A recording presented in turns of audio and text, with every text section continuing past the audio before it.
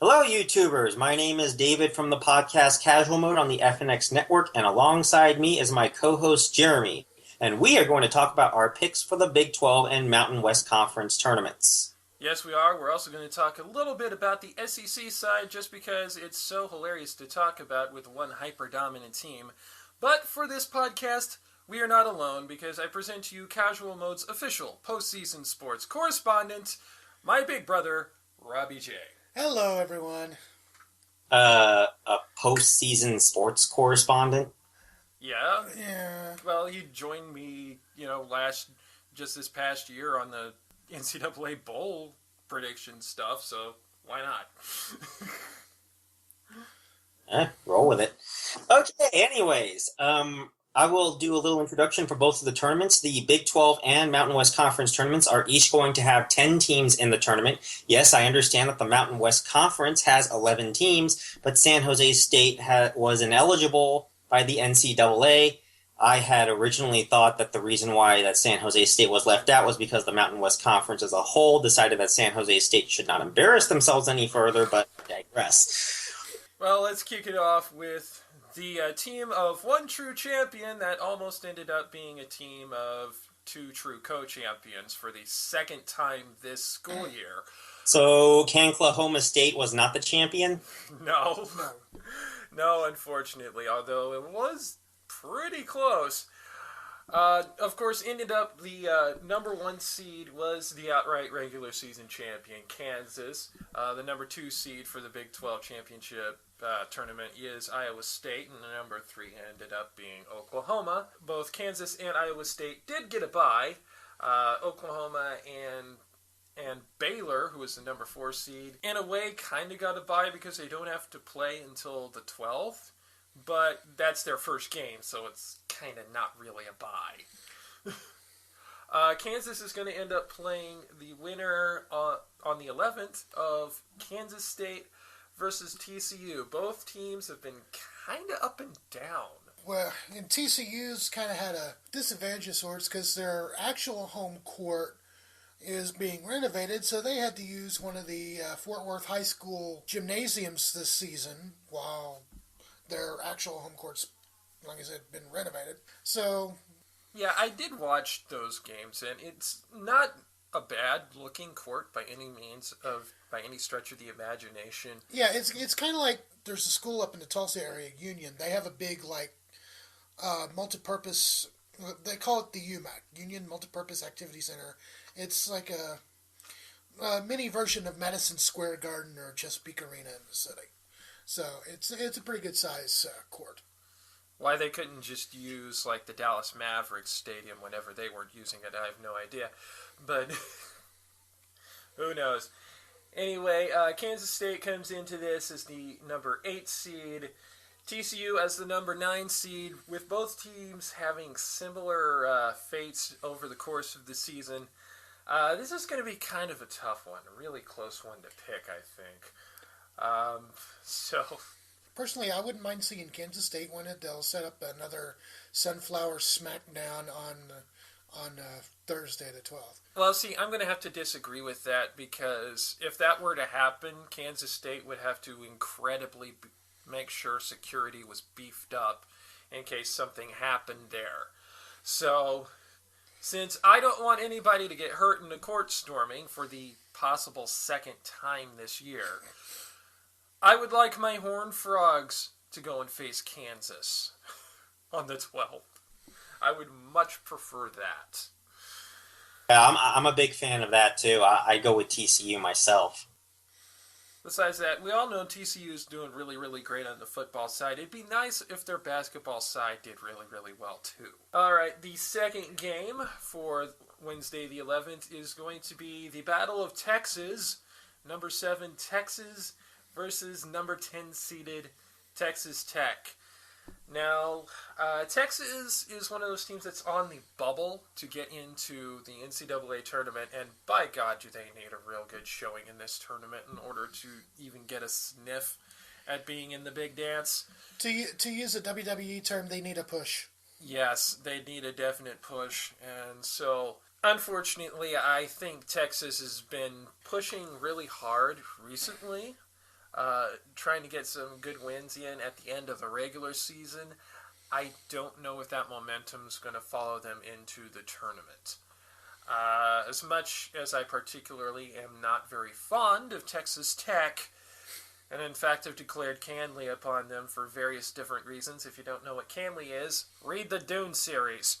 I honestly think this one's going to be the upset of the tournament, so I'm having Texas Tech, rather, not Kansas State, Texas Tech go on to meet Iowa State on the following day.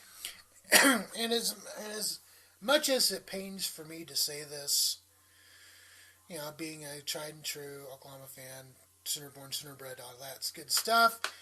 I hope Texas beats the snot out of T-Tech. So we got a little difference on the head-to-head there.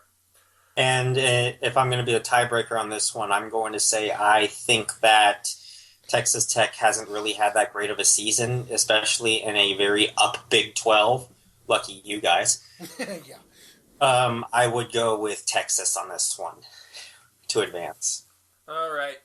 Then on the next day, March the 12th, the first game at 11:30 a.m. on that lovely little Thursday morning. Number 4 Baylor versus number 5 West Virginia. Now, for the longest time, especially during the beginning of conference play, these two teams were actually pretty well in there for contention for the Big 12 championship regular season-wise, which, of course, ultimately went to Kansas. Baylor, they've always done well in basketball as opposed to the football side. In recent years, their football side has been stepping up, but perennially, and as long as they've been in the Big 12, they have been a pretty good basketball side on both sides of the ball. In fact, Baylor on the women's side is doing about as well as you'd expect. They just won their conference title last night, as of this recording, by the way. Yep. So I am going to go with the Bears. Oh, for the Mountaineers. And I would agree. 4 versus 5 seed though. Gotta be a pretty close one. Then at 1:30 p.m., Kansas taking on, well, we projected the winner to be TCU. Of course, Rock Chalk Jayhawk. I don't really have that much to say about that because Kansas has had some stumbles here and there. In fact, they went 1-1 against Iowa State, who would have been their co-champion had dominoes fallen a certain way. But TCU has been much more wildly inconsistent. So, again, I say Rock Chalk Jayhawk. Yeah, and I would agree on that one, too. All right. 6 p.m. on that same day, Iowa State versus... We have different people moving on there. David and I said Texas Tech. Robert said Texas. Oh, both of you said Texas. I said Texas Tech. Right. I would say I'll probably wind up winning that one anyway. It doesn't matter. It doesn't matter. Hilton Magic, even though they're not in Ames, Iowa. No, I think they're in Kansas. I think the 12 Big 12 tournaments in Kansas City. Am I right? Yeah. So, in the immortal words of Dwayne Johnson, it doesn't matter who the Cyclones are playing. They're moving on. Then we have number 3 versus number 6, Oklahoma versus Oklahoma State. Bedlam. Postseason bedlam. I like Oklahoma in this one, mostly because Lon Kruger was our coach over at UNLV. And I love his style of coaching. I see Oklahoma making possibly, going as far as the championship on this one, just in my opinion. Yeah, I agree. I mean, yeah, from the era post Kelvin Sampson, this is probably the one coach that has given Oklahoma fans the most hope on the basketball side. So this is going to be a good game, though, as it always is, because Bedlam is always unpredictable.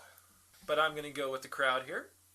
Oklahoma Sooners moving on to the semifinals. Speaking of the semifinals, I believe we all had Baylor and Kansas going up against each other on that. Again, while Baylor is a good basketball team, When you think of the Big 12 and men's basketball, the first team you think of is Kansas, and for good bloody reason. With Roy Williams before him and now Bill Self, they have been pretty much dominant in the Big 12, no matter how the rest of the conference has been going. So, Kansas moving on to the championship game. I mean, I have no reason to argue. It's, I would say, I'd say Kansas going into the finals also. Of course, it would be pick your poison after, in the finals anyway, be Kansas and whoever else. Yeah, which speaking of, we all have Iowa State versus Oklahoma. Yeah, this in the regular season was one of the matchups that actually could have led to the two true co-champions that would have likely had me calling for the office of the commissioner of the Big 12 to be sued for false advertising. This is really a coin flip in every sense of the word. I have no idea what's going to happen here. I know Iowa State mostly got the better hand of it, particularly in the latter part of the regular season. I'm going to go against the grain here, though, and even though it is by all means a chalk answer, it is by all means against the grain. I think it's going to be Kansas, Iowa State in the semis, or in the finals. I think I'm going to go with Oklahoma for this one.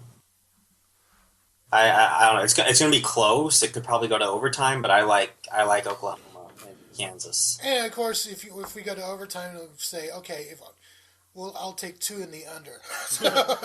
Yeah. 2 overtimes, if that.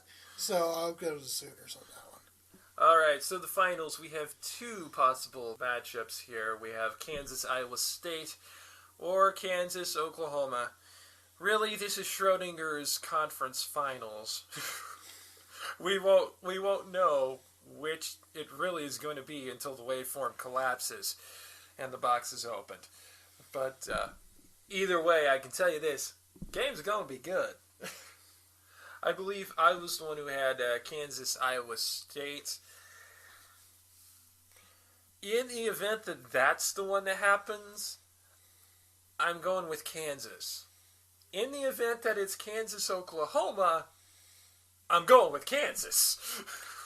And even on my case, try it again. If in the event it is KU and OU, I'm going to pick the Sooners.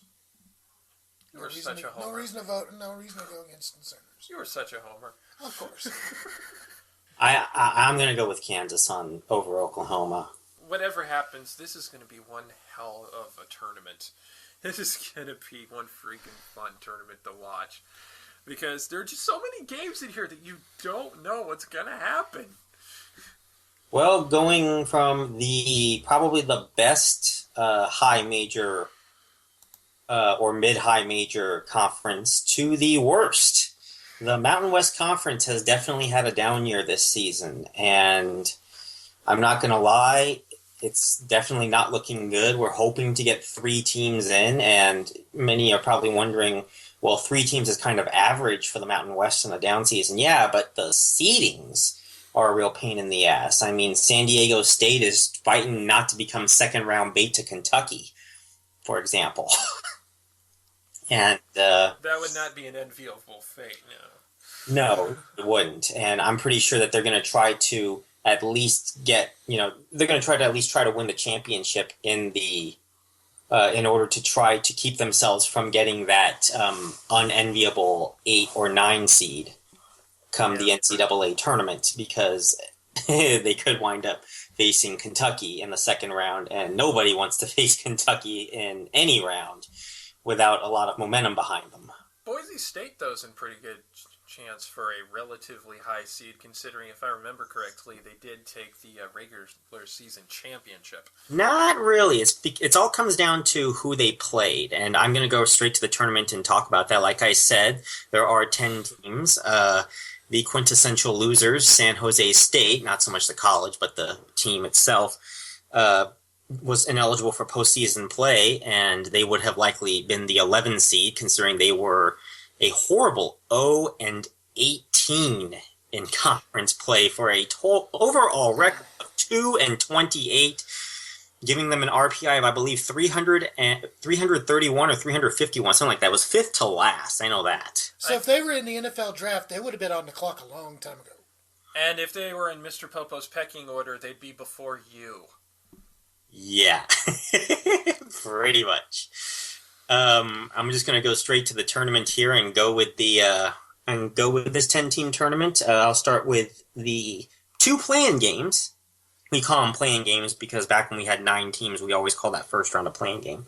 8 seed New Mexico battling 9-seeded Air Force. Now, New Mexico, one of the 3 established basketball teams and one of 2 that have really sucked this year. I see them getting through Air Force just fine, I think. I don't see too much of a problem here. I'm going to go with New Mexico to advance to the next round. I've learned my lesson from the bowl predictions, and that is never pick against the military on a neutral field or court. It's different in basketball. I have learned my lesson from the bowl games. Yeah, well, I'm gonna pick the Lobos in New Mexico. And oh, by the way, I don't know if you thought of this, David, but doesn't the Mountain West logo kind of look like a certain Doctor Who logo from a couple of years back? Yes, it does. It certainly does. I'm wondering if they derived it from that, actually. No, I think Doctor Who may have stolen it from them. No, the Mountain West. We'll have to take a look at that. Maybe I'll throw it in on the next show. Anyway, 7 seed UNLV battles 10 seed Nevada, and I can guarantee you that this will be a desperation game for UNLV. They must win this game, or Dave Rice is going to probably get canned. I, for one, am very disappointed in Coach Rice's abilities and what he's done so far in this season.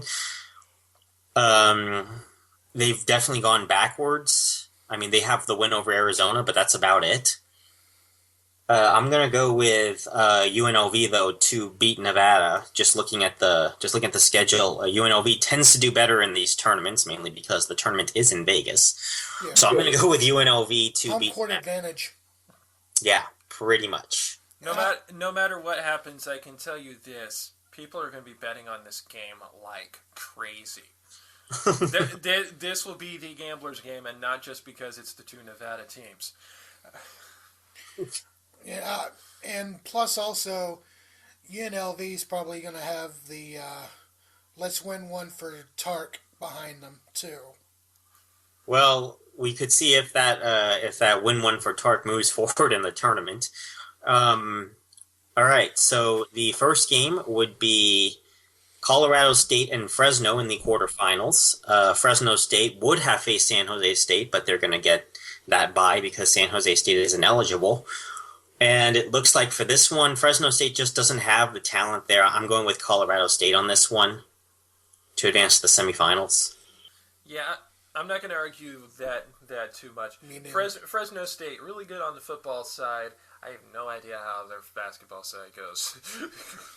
Wyoming battles Utah State in the 4-5 game. I'm going to be honest with you. I think Wyoming has the potential to be a bid stealer. More on that later. But I think I'm going to go with Wyoming to win this one. I'm just going straight chalk so far. I know. Sorry about that. Well, when I was headed up to the Pacific Northwest, there was only one state that I remember actually having roadblocks along the interstate in case of snowfall. That was Wyoming. And I think Wyoming's going to have those roadblocks up for Utah State.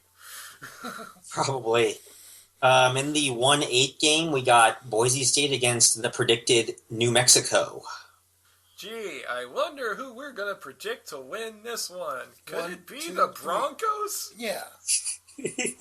I think so, because, I think it's going to be a little closer than Kansas against their quarterfinal bait, but especially if it's against New Mexico, because New Mexico's team does have some experience behind them. But it's still that Boise State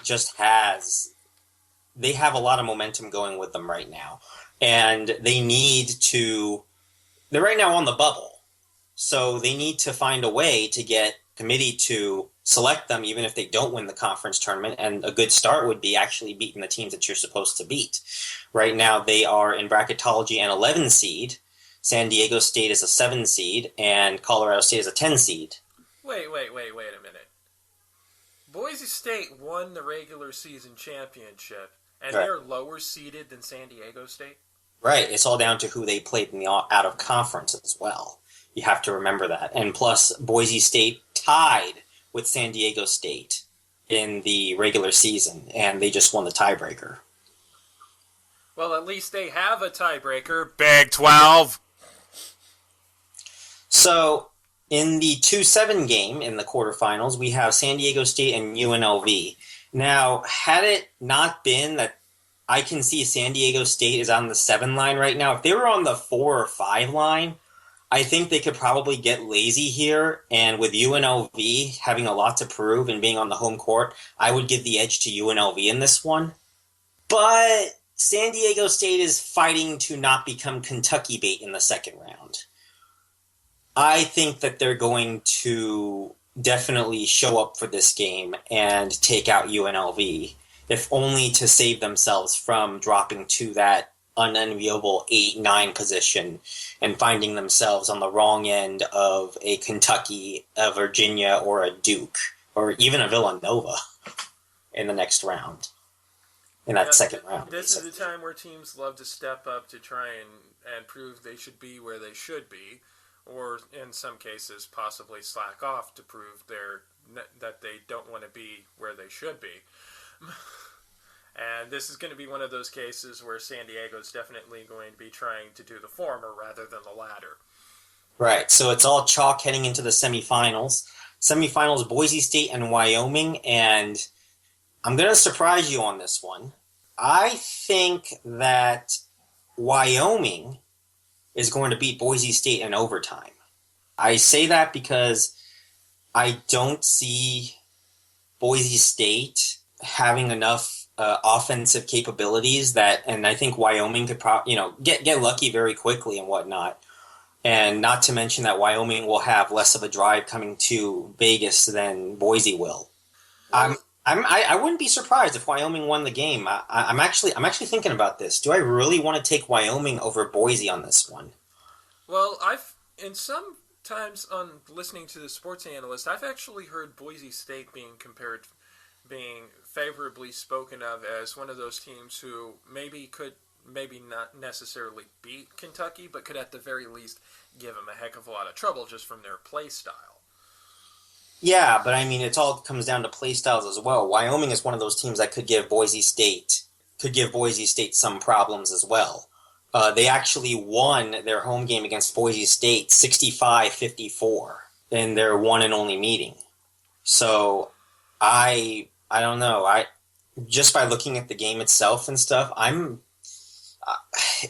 it's iffy, but I'm going to go with Wyoming on this one, especially with the way that the Mountain West has just been. Anytime anyone has been ranked, they're just basically cursed to drop back to earth, but with a loss of some sort. I think this will be where Boise State falls. So I'm going to go with Wyoming over Boise State. Well, given the early argument about trying to improve their seeding as much as possible and really make sure that they get into the spot that they feel like they should be for the tournament, for this entire tournament, Boise State is going to be an incredibly motivated team. And while Wyoming may give them some trouble, Boise State will end up stepping up in the end. All right. What do you think, Robert? I have no horse in this race, so I'm just... He has a hard time picking any team in this race, mostly because he has an irrational fear of Boise State.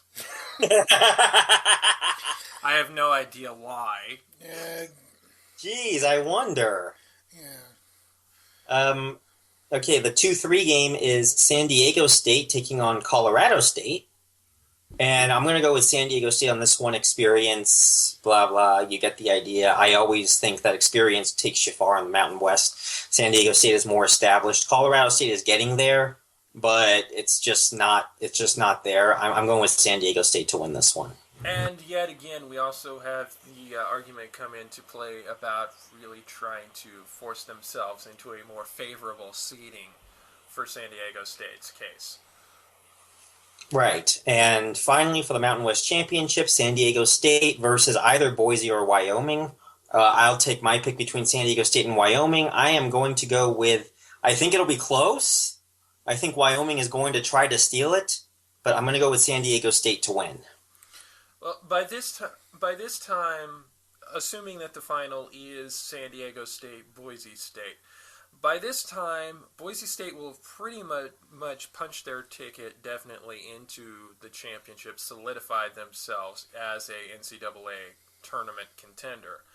And San Diego State will probably be looked on a lot more favorably. So those arguments kind of come out of play. Especially with their head coach being who he is and the experience he's had and history behind him and all that fun stuff.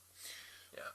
So, really, that just brings it down to, out of these two teams, who's the better team? Which, again, is a coin toss because, as you mentioned earlier, they went 1-1 against each other. Right. So, oh boy, I'm going to have to flip a coin here or something. Well, between Boise State and San Diego State, David, which one do you think would win? I go with experience. I'll go with San Diego State. Me too. Despite my ties to Boise, I think San Diego State will want that one extra little punch in to make sure that they're not on the bad end of, say, the southern part of the bracket in the big show. So I would say that giving them a championship would put them on a 6 or maybe even a 5 seed, but probably a 6 seed. And that would give them, I mean, a 6 seed is definitely a place that you want to be. Yeah. mm-hmm. I mean, if it's not a 1, 2, or 3, the next best seed is a 6. So it looks like we've all got San Diego State as the champion? Yep, San Diego State. All right. Now for the SEC, which I'm not even going to talk brackets. It's going to be Kentucky. Kentucky. Yeah. Yeah. Kentucky. If you look at the bracket, the two teams that gave them the most trouble throughout the regular season, which were Arkansas and the team who very nearly beat them right at the end of the regular season, Georgia.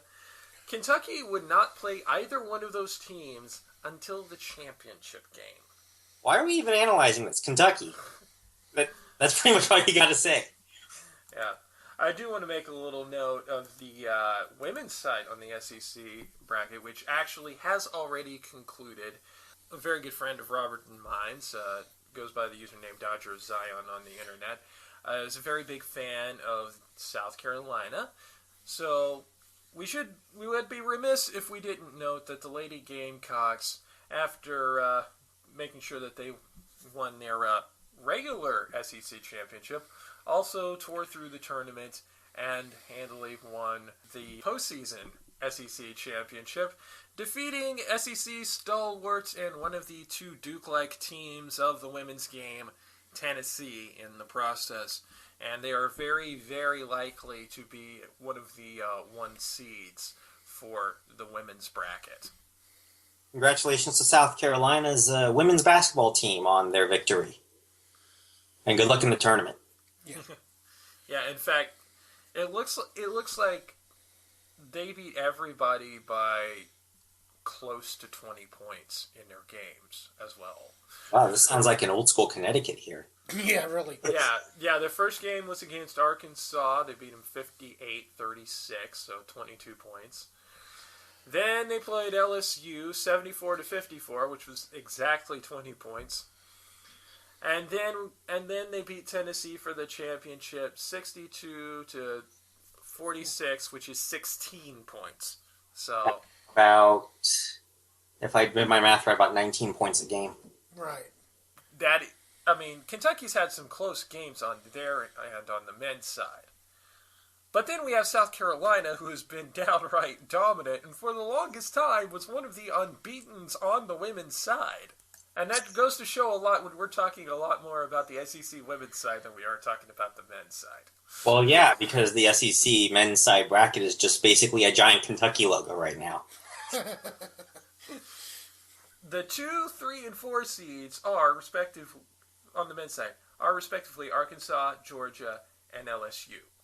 They can't play any of those 3 teams any earlier than the semifinals, and can't play Arkansas or Georgia any earlier than the championship game. Kentucky. Yeah. Exactly. Kentucky. Kentucky. Yeah. Just quickly before we go, there is some updates actually on the bubble watches. Of course, Oklahoma State's pretty well locked in now. Texas, of course, as we mentioned earlier, still on the bubble. Still needs the good showing in the tournament.